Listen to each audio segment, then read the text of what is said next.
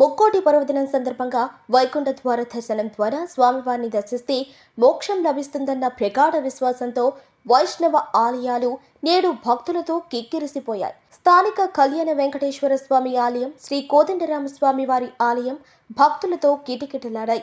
తెల్లవారుజాము 3 గంటల నుంచి ఉత్తర ద్వార దర్శనం తీసిన తర్వాత భగవంతునికి ఎంతో ఇష్టపూర్వకమైన తిరుప్పావైను వేద పఠనం గావించారు. ఉదయం 6 గంటల నుంచి భక్తులకు దర్శనాన్ని కలుగజేశారు.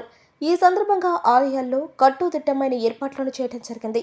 భక్తులు కూడా క్రమ పద్ధతిలో క్యూ లైన్ల ద్వారా స్వామివారిని గోవింద గోవింద అన్న నామాలను ఉచ్చరిస్తూ దర్శనం చేసుకున్నారు. శ్రీ కోదండరామస్వామి వారి ఆలయంలో పూజల అనంతరం స్వామి అమ్మవార్లను గ్రామోత్సవం ద్వారా భక్తులకు వినుల విందు గావించారు.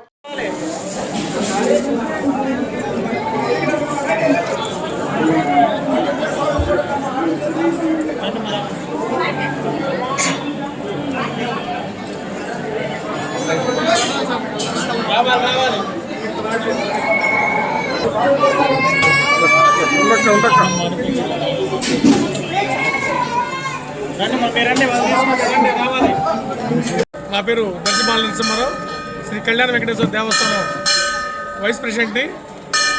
ఈరోజు ముక్కోటి పర్వదినాన్ని పురస్కరించుకొని రామకృష్ణ నగర్లో వెలిసినటువంటి శ్రీ కళ్యాణ వెంకటేశ్వర దేవస్థానం నందు ఈరోజు శ్రీ ఉత్తర ద్వాదశాన్ని ఈరోజు అత్యంత వైభవంగా ఉదయం 5 గంటలకే ఈరోజు ప్రారంభించడం జరిగింది.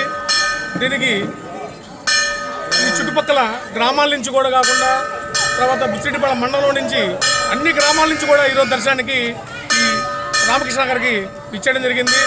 అందులో అత్యద్భుతంగా సుమారు ఇప్పటికే ఉదయం 11 గంటల సమయంగా వస్తూ ఉంది. ఇప్పటికే సుమారు 5,000 మంది దర్శనం చేసుకున్నట్టు మాకు తెలుస్తూ ఉంది. ఈరోజు సాయంత్రం లోపల 7,000-8,000 మంది దర్శనానికి వచ్చే అవకాశాలు ఉన్నాయి. ఏంటంటే ఈ చుట్టుపక్కల గ్రామాల్లో వైష్ణాలయంలో అత్యంత వైభవంగా గత 10 ఏళ్ళ నుంచి గోదాదేవికి తిరుప్పావై సేవ కూడా అత్యంత అద్భుతంగా మన దేవాలయంలో జరుగుతూ ఉంది.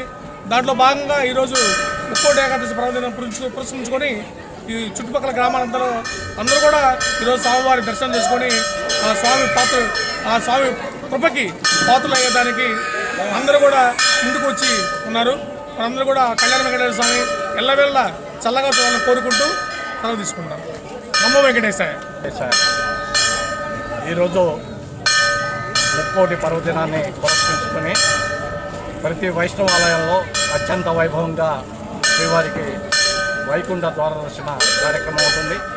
అందులో భాగంగా గత 9 ఏళ్లుగా బుచ్చిరెడ్డిపాళెంలో రామకృష్ణ నగర్లో కలిసి ఉన్న శ్రీ కళ్యాణ వెంకటేశ్వర స్వామి దేవస్థానం నందు రాబోయే 10వ వార్షికోత్సవం జరుపుకునే సందర్భంలో ఈ ముక్కోటి ద్వారదర్శన వైభవంగా జరుపుకోవడం జరుగుతుంది.